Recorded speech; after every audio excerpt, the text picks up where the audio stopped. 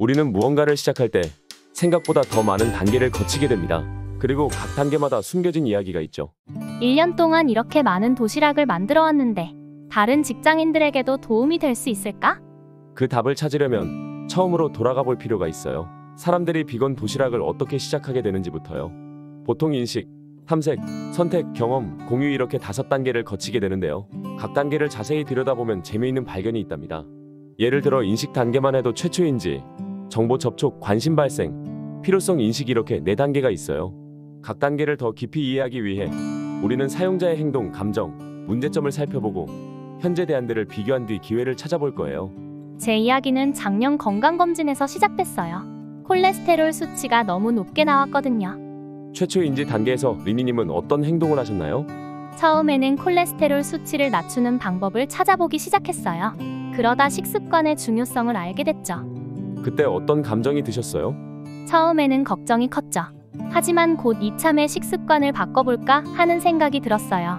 이 단계에서 어떤 문제점을 경험하셨나요? 건강한 식단을 시작하고 싶은데 회사 다니면서 실천하기가 너무 어려웠어요.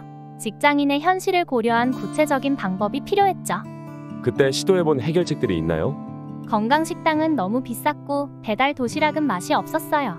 앱은 일반적인 조언만 있고 직장인의 구체적인 상황은 고려하지 않더라고요. 여기서 첫 번째 기회를 발견할 수 있네요. 직장인의 일과에 맞춘 현실적인 건강식단 가이드가 필요해 보여요. 지금까지 최초인지 단계를 살펴봤는데요.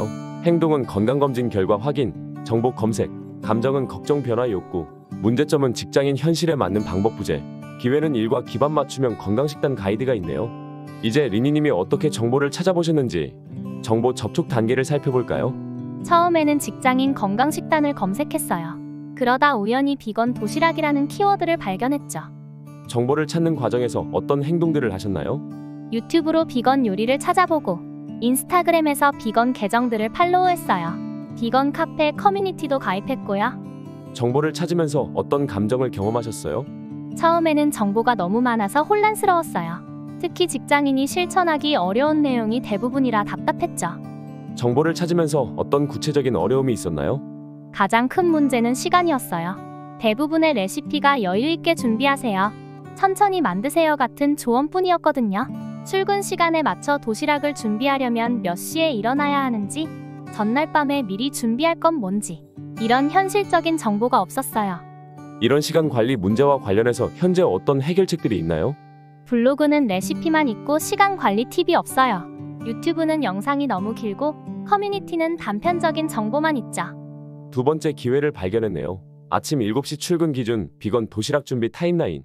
이런 구체적인 정보가 필요해 보여요. 정보 접촉 단계를 정리해 볼까요? 행동은 온라인 정보 검색, SNS 탐색, 커뮤니티 가입. 감정은 혼란스러움, 답답함, 구체적 니즈 발견. 문제점은 시간 관리에 대한 현실적 정보 부재. 기회는 출근 시간 기준 타임라인형 가이드가 있네요. 이제 이런 정보들을 접하면서 리니님의 관심이 어떻게 발전했는지 살펴볼까요? 시간 관리 문제를 해결하다 보니 자연스럽게 비건 도시락에 더 관심이 생겼어요. 이 단계에서는 어떤 행동들을 하셨나요? 마트에서 비건 재료를 찾아보고 간단한 도시락부터 시도해봤어요. 그리고 기록을 위해 사진도 찍기 시작했죠. 처음 시도하면서 어떤 감정을 느끼셨어요?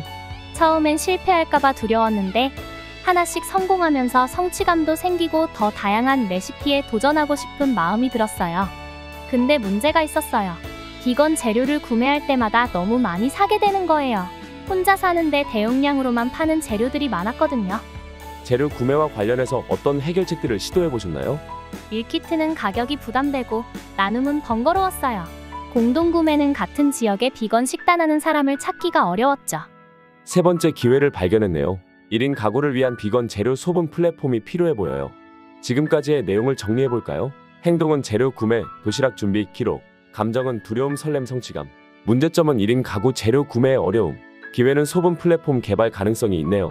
이제 마지막으로 리니님이 비건 도시락의 필요성을 어떻게 더 깊이 인식하게 되었는지 살펴볼까요? 한 달 정도 지났을 때 놀라운 변화를 발견했어요. 콜레스테롤 수치가 정상으로 돌아왔고 몸이 훨씬 가벼워졌어요. 무엇보다 점심시간이 기다려지더라고요.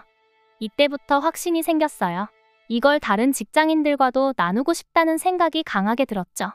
하지만 어떻게 시작해야 할지 막막했어요. 제 경험을 어떻게 체계화하고 전달할 수 있을까? 경험을 공유하는 방법들을 찾아보셨나요? 블로그는 일방적인 정보 전달이 될 것 같았고, 유튜브는 영상 제작이 부담스러웠어요. SNS도 단편적인 공유에 그칠 것 같았죠? 네 번째 기회를 발견했네요. 체계적인 비건 도시락 여정 가이드. 바로 지금 우리가 분석하고 있는 것처럼요. 마지막 단계를 정리해 볼까요?